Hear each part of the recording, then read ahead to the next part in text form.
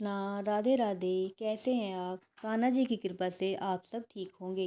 राधे राधे। कल हमने कार्तिक मास का 8वें अध्याय का महात्म सुना था। आज हम कार्तिक मास के 9वें अध्याय का अध्याय शुरू करते हैं।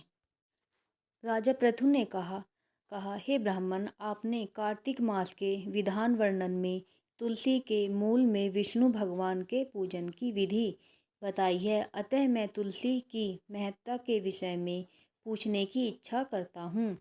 तुलसी देवादिदेव भगवान विष्णु को कैसे इतनी प्यारी हुई है नारद? यह कैसे और कहाँ उत्पन्न हुई?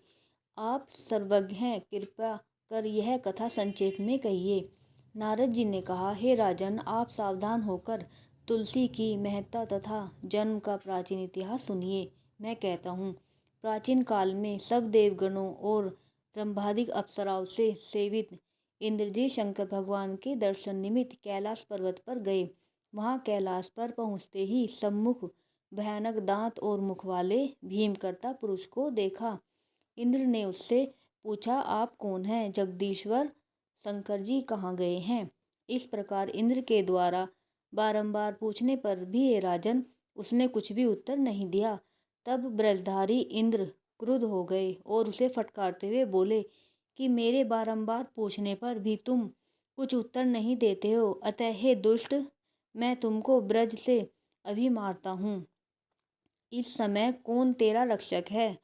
इस तरह कहकर इंद्र ने उसे दृढ़ होकर ब्रज से मारा।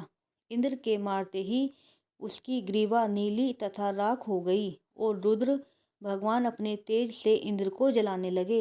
यह कांड देखकर बृहस्पति जी ने शीघ्र हाथ जोड़कर तथा इंद्र से पृथ्वी पर दंडवत नर्मीभूत होकर स्तवन करना आरंभ किया। बृहस्पति जी ने कहा कि हे देवों के अधिपति त्र्यंबकम, कबर्दी, त्रिपुरारी, शर्व और अंधकासुर वध करने वाले शिवजी, आपको मेरा नमस्कार है। अदृश्य रहने वाले, अनेक आकृति धारण करने वाले शंभु, यज्ञ विध्वंस, यज्ञ फल दाता, कालांतक, काले सर्प को धारण करने वाले, ब्रह्मा का शिरोच्छेदन करने वाले, ब्राह्मण के हितकारी, हे शिवजी, आपको नमस्कार है। नारद जी ने कहा, इस प्रकार बृहस्पति के स्तुति करने पर तीनों लोकों को भस्म करने में सशक्त शिवजी अपने नेत्र को दहकती हुई अग्नि को संभालते हुए बृहस्पति से बोले कि हे देवगुरु, आपके स्तवन से मैं अति प्रसन्न हूँ। अपनी इच्छानुसार वर मांगे। और इंद्र को जीव दिलाने के कारण तुम जीव नाम से संसार में विख्यात होगे।